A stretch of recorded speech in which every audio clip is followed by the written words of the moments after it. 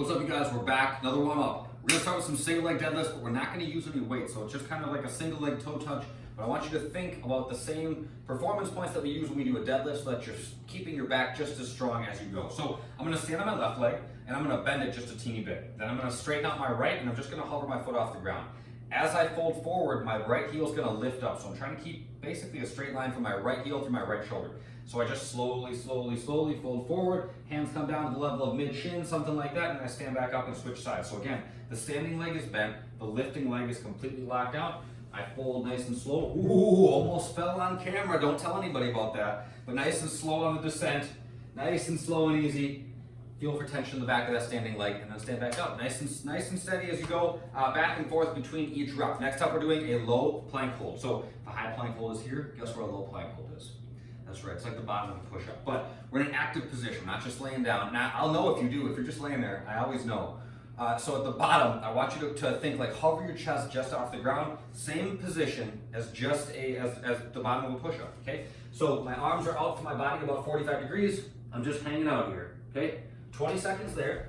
Then we're doing mountain climber half burpee. So I jump my feet back to a plank, mountain climber on each side, then jump my feet back to my hands, jump and clap overhead, and then last we're doing a reverse tabletop. So my hands are underneath my shoulders, my feet underneath my knees, and I'm hanging out, getting my hips up in the air. Good stretch for the shoulders, good way to turn on the back of the body before we work out. So good overall kind of stretch warm up there before we get into the workout. The equipment version of this thing is gonna start with 45, that's right, you heard it here first, 45 dumbbell front squats. So we're gonna hold the dumbbells, one per shoulder, like so. I'm gonna squeeze my belly and just do 45 squats.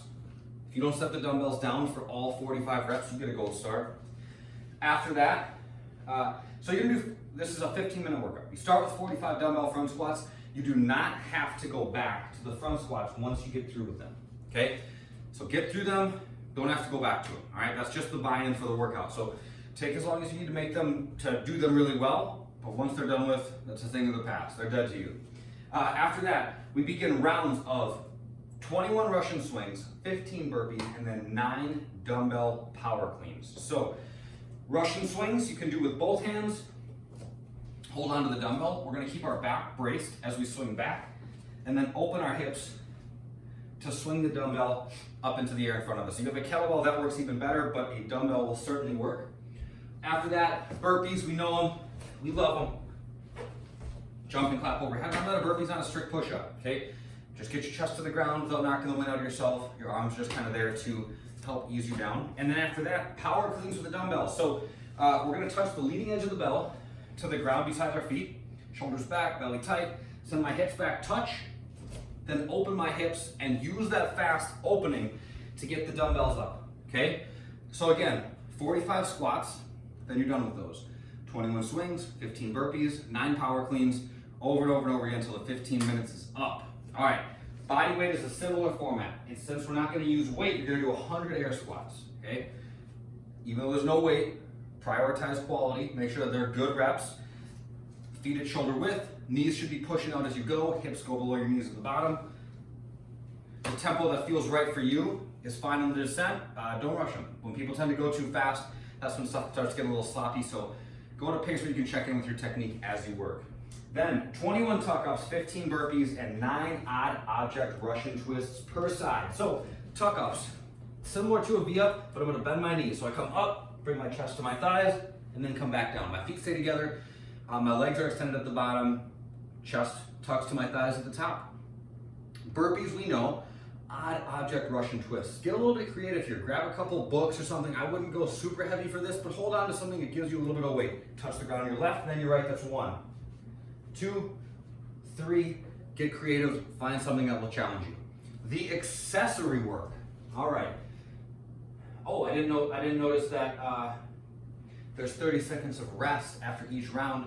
That is important, you will not wanna miss that. Make sure to remember that there's 30 seconds of rest after each round. So after the power cleans, the equipment version, and after the Russian twists in the bodyweight version. The accessory work, now onto that. We're gonna do 3 rounds of 20 seconds in a tuck hold.